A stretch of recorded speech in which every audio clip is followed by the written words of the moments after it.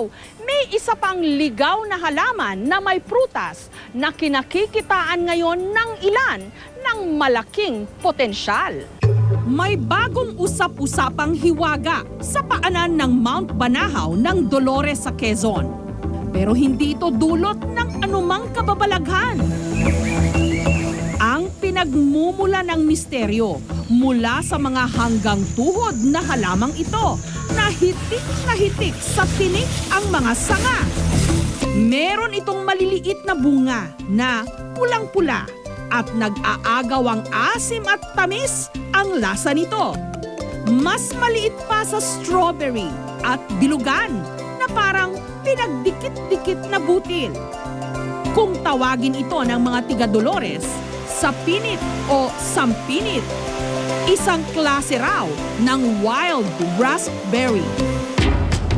Ang grupo ni Abner na Quezon Agricultural Experimental Station, 3 taon nang nagpapalago ng mga sapinit sa paligid ng Mount Banahaw.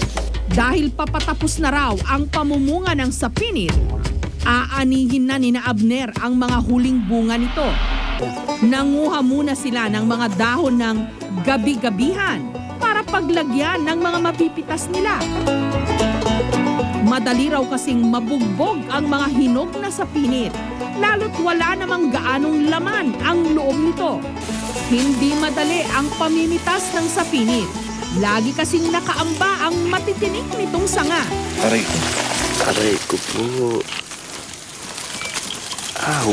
Bilang premyo naman sa kanilang paghihirap, libreng pumapapak ng sapinit habang namimitas. Masarap. Sa kulay pa lang, kita mo na, pulang-pula. Sarap kainin. Hindi maiwasan eh. Matapos ang 2 oras, 4 hanggang 5 kilo. Medyo kakunti na ngayon, medyo patag-araw na eh. damo lang daw ito kung ituring noon ng mga tiga-Dolores hanggang nadiskubre nila ang potensyal nito. Dati, nung araw ay basta naandyan lang siya na walang napapakinabang. Pero sa ngayon, napakalaking bagay ng pagkaka-discover ng raspberry niyan at dahil nagagawa nga ng jam, juice, tsaka wine. Ang mga napitas, ginagawa nilang alak. Unang sinukat ang tamis nito sa pamagitan ng refractometer. Ang initial bricks niya ay 2. Ang gagawin natin, i-adjust natin siya ng 25 sa pamamagitan ng pagdagdag ng asukal.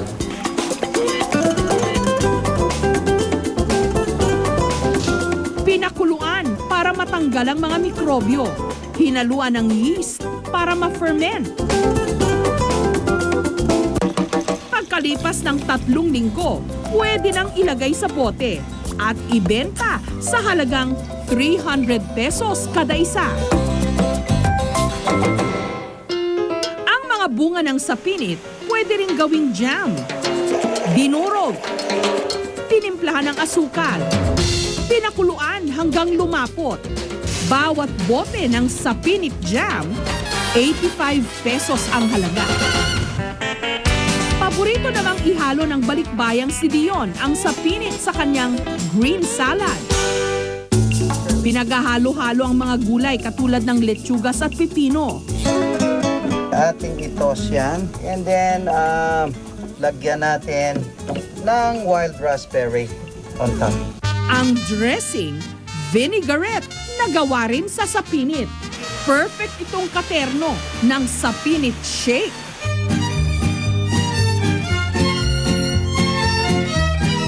Masarap, delicious.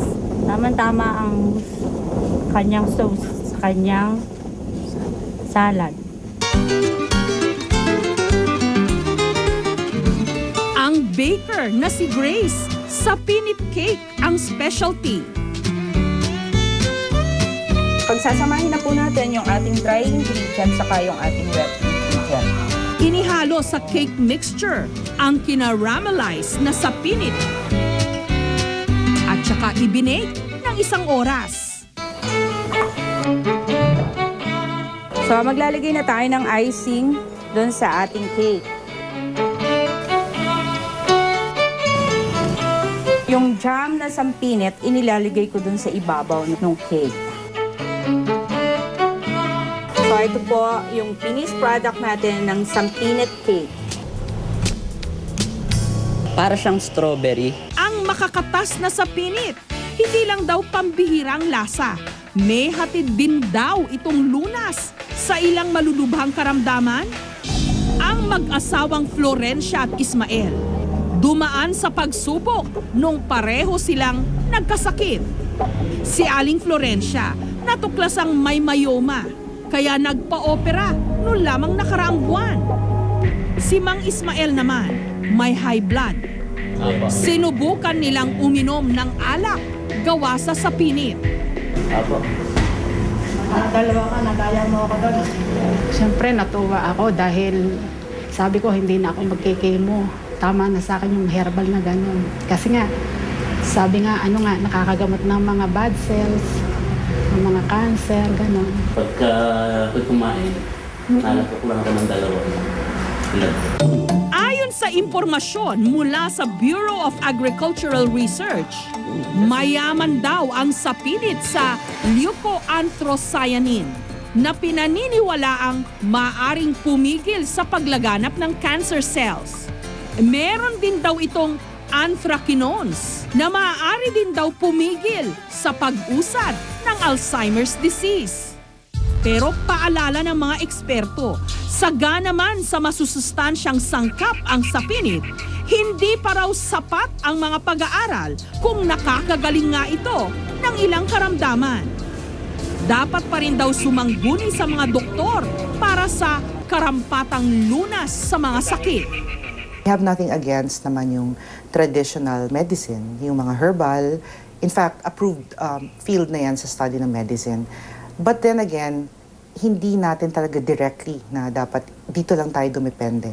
We still have to weigh yung medical na gamot na sinasabi with the condition ng pasyente. Lalo na ngayon, wala pa naman lumalabas na direct link between yung sapinit and iwas cancer, iwas Alzheimer's. Masyado pang maaga para maniwala tayo sa bisa ng ligaw na prutas na ito. Pero ngayon pa lang, walang dudang may naaani ng biyaya ang mga tiga Dolores, Quezon mula sa inakala lamang noon na damo na walang silbi.